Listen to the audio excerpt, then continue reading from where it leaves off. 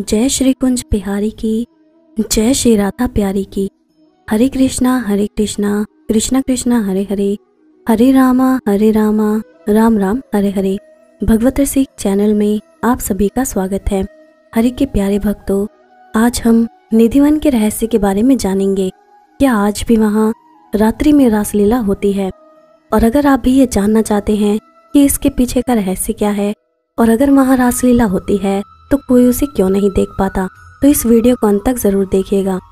मगर उससे पहले अगर आपने अभी तक इस चैनल को सब्सक्राइब नहीं किया है तो जल्दी से इस चैनल को सब्सक्राइब कीजिए, ताकि नई वीडियो अपलोड होते ही आपके पास उसकी नोटिफिकेशन आ जाए और आप सबसे पहले उस वीडियो को देख सको। तो चलिए जानते हैं कि आखिर निधिवन का रहस्य क्या है। गीता प्रेस गोरखपुर में पूज्य श्री हरि बाबा महाराज की एक डायरी रखी है। उसमें बाबा के द्वारा हस्तलिखित लेख है। उसमें उन्होंने अपने पूज्य गुरुदेव के जीवन की एक सत्य घटना लिखी है, जो कि वृंदावन के निधिवन की है। निधिवन में एक बार बाबा ने रात बिताई कि देखूं तो सही कि सच में आज भी रास होता है क्या। कहते हैं एक दिन रात भर रही, कुछ नहीं दिखा, तब भी मन में ये विचार नहीं आया कि ये सब झूठ है। दूसरी रात फिर बिताई, मंदिर बंद होने पर लताओं में छुपकर रात बिताई। उस रात कुछ ना के बराबर मध्यम अनुभव हुआ, एकदम ना के बराबर। उस दिव्य संगीत को सुना, लेकिन उस संगीत के स्वर लहरियों का ऐसा प्रताप हुआ कि बाबा मूर्छित हो गए। जब सुबह चेतना में आए तब मन ही मन ऐसा संकल्प ले लिया कि अब दर्शन तो करना ही है। बाबा ने अपने प्राणों की बाजी लगाकर एक बार और प्रयास किया कि देखो तो सही रास कैसा होता है। इस तीसरी रात श्री हरि बाबा के पूज्य गुरुदेव लताओं के बीच कहीं छुप गए। आधी रात तक उन्होंने लिखा कि कहीं कुछ दर्शन नहीं हुआ, परंतु प्रतीक्षा में रहे। मध्य रात्रि होने पर निधिवन में एक दिव्य सुगंध का प्रसार होने लगा, एक अलौकिक सुगंध। अब बाबा सावधान हो गए, समझ गए कि लीला आरंभ होने वाली है। बाबा अब और अधिक सतर्कता के साथ बैठ गए। तभी कुछ समय बाद बाबा को कुछ धीरे धीरे नुपुर के झांझर की आवाज सुनाई देने लगी। छन छन छन। बाबा को लगा जैसे कोई आ रहा है। तब बाबा और सावधान हो गए। बाबा ने मन को और अधिक दृढ़ किया।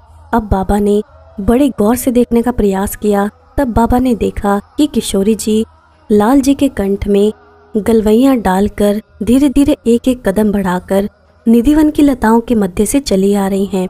बाबा तो देखकर हतप्रभ आश्चर्यचकित जड़ से हो गए। बाबा और संभल गए और बाबा ने लिखा कि आज प्रिया जी को देखकर मन में बड़ी आश्चर्य मिश्रित प्रसन्नता हो रही है। प्रिया जी प्रत्येक लता के पास जाकर कुछ सूंघ रही थी। लाला जी ने पूछा, हे किशोरी जी, आप हर एक लता के पास जाकर क्या सूंघ रही हो?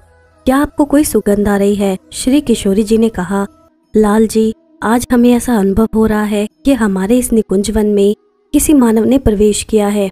हमें किसी मानव की गंध आ रही है। इतना सब सुनकर बाबा की आंखों से झरझर अश्रु बहने लगे।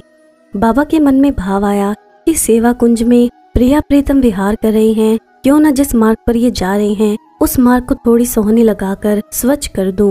पर तभी बाबा ने कल्पना करी कि नहीं, अगर मार्ग को सोने से साफ किया तो मैंने क्या सेवा की? सेवा तो उस सोनी ने की, मैंने कहाँ की? तो फिर क्या करूं? वो कल्पना करने लगी, क्यों ना इन पलकों से झाड़ू लगाने का प्रयास करूं। फिर ध्यान आया, अगर इन पलकों से लगाऊंगा तो इन पलकों को श्रेय मिलेगा। तब आखिर मैं क्या करूं? आंखों से अश्रु प्रवाह होने लगा कि मैं सेवा करूं। आज साक्षात प्रिया प्रीतम का विहार चल रहा है और मैं सेवा भी नहीं कर पा रहा। कैसे सेवा करूं? उसी क्षण प्रिया जी ने कहा, लाल जी, आज हमारे नित्य विहार का दर्शन करने के लिए कोई मानव प्रवेश कर गया है। किसी मानव की गंध आ रही है। उधर तो बाबा की आंखों से अश्रुधारा बह रही थी और इधर लाल जी प्रिया जी के चरणों में बैठ गए। लाल जी के भी अश्रुपात होने लगे। प्रिया जी ने पूछा, लाल जी, क्या बात है? आपके अश्रु कैसे आने लगे? तब श्री जी के चरणों में बैठ श्याम सुंदर नतमस्तक हो गए और कहने लगे, श्री जी, आप जैसी करुणामयी सरकार तो केवल आप ही हो सकती हैं। अरे आप कहती हो कि किसी मानव की गंध आ रही है। हे श्री जी, जिस मानव की गंध आपने ले ली हो, फिर वो मानव रहा कहाँ? उसे तो आपने अपने सख्य रूप में स्वीकार कर लिया। श्री जी ने कहा, चलो फिर उस मानव की ओर चले। बाबा कहते हैं, तो आंख बंद कर किंग कर्तव्य विमोड़ से ध्यान समाधि में रो रहे हैं कि कैसे सेवा करूं। तभी दोनों युगल सामने प्रकट हो गए। पूछने लगे, बाबा रास देखने तो आए हो? ना बाबा कुछ बोल पा रहे थे और ना ही कुछ कह पा रहे थे, बस उन्हें निहार रहे थे। श्री जी ने कहा, रास देखने के लिए तो तुम्हें सखी रूप धारण करना पड़ेगा, क्या मेरी सखी बनोगे? बाबा कुछ नहीं बोल पाए। तब करुणामयी सरकार ने कृपा करके अपने हाथ से अपनी श्रीजय प्रसादी यानी चंद्रिका उनके मस्तक पर धारण करा दी। इसके बाद बाबा ने अपनी डायरी में लिखा कि इसके बाद जो लीला मेरे साथ हुई, ना वो वाणी का विषय थी और ना ही वो कलम का विषय थी। ये सब स्वामी जी की कृपा से निर्मित निकुंज की लीलाएं प्राप्त होती हैं। स्वामी जी के रस प्राप्ति के लिए इन 7 को पार करना होता है। प्रथम सुने भागवत, भक्त मुख भगवत वाणी। द्वितीय आराध्य ईश व्यास, नव भांति बखानी।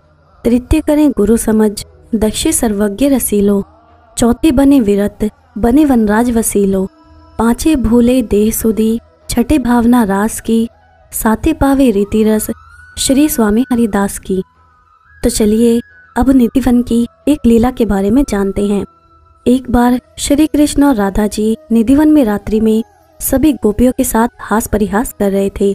राधा जी ने कृष्ण से कहा, आप मुझे कोई कहानी सुनाइए या फिर ये बताइए कि भक्त कष्ट क्यों पाते हैं। कृष्ण बोले, राधे, एक भक्त थे, वो हृदय से मेरी भक्ति करते थे। उन्हें लगता था कि भगवान की भक्ति करने से उनके जीवन में सुख ही सुख रहेगा, लेकिन ऐसा नहीं हुआ। उन्हें भक्ति करते कई साल बीत गए और वह निर्धन होते चले गए। यही नहीं, उनके समकालीन लोग उनसे बहुत धनी हो गए और वो सब उन भक्तजनों का बड़ा परिहास उड़ाते। भक्त को लगता, उनसे अच्छा तो ये लोग ही जीवन जी रहे हैं, इन्हें तो भगवान की भक्ति भी नहीं करनी पड़ती। मैंने भी इतना समय लगाकर देख लिया, ना तो प्रभु मिले और ना ही जीवन में कुछ सुख आया। अब तो मैं भक्ति भी नहीं छोड़ सकता, वरना लोग मुझे और भटका हुआ समझेंगे।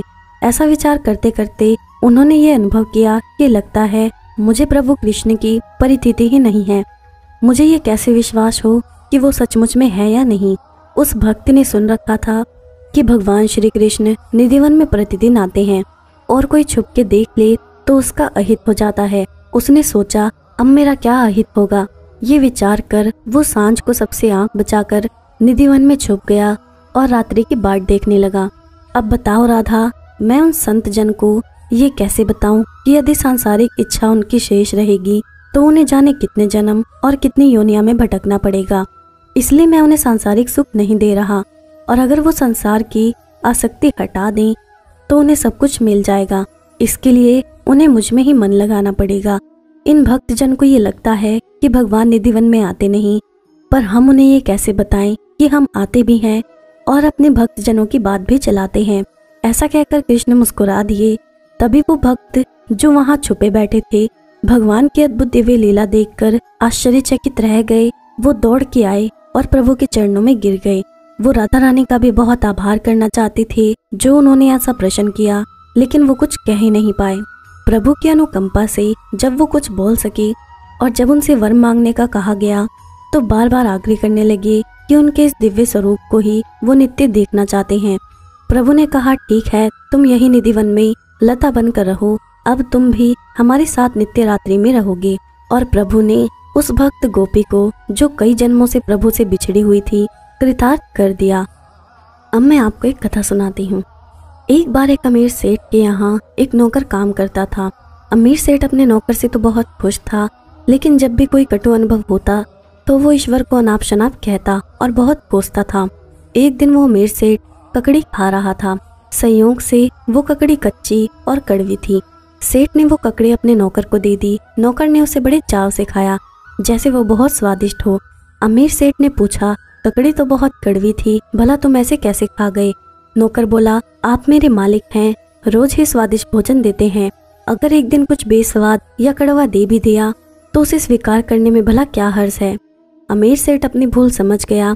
अगर ईश्वर ने इतनी सुख संपदाएं दी हैं और कभी कोई कटु अनुदान या सामान्य मुसीबत दे भी दे तो उसकी सद्भावना पर संदेह नहीं करना चाहिए।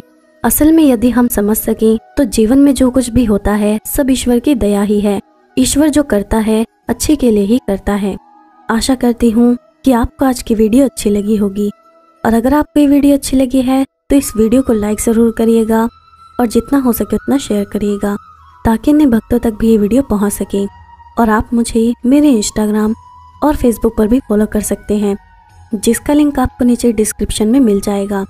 अब मैं आपसे विदा लेती हूँ। जय श्री कुंज बिहारी की, जय श्री राधा प्यारी की। हरे कृष्णा कृष्णा कृष्णा हरे हरे, हरे रामा राम राम हरे हरे।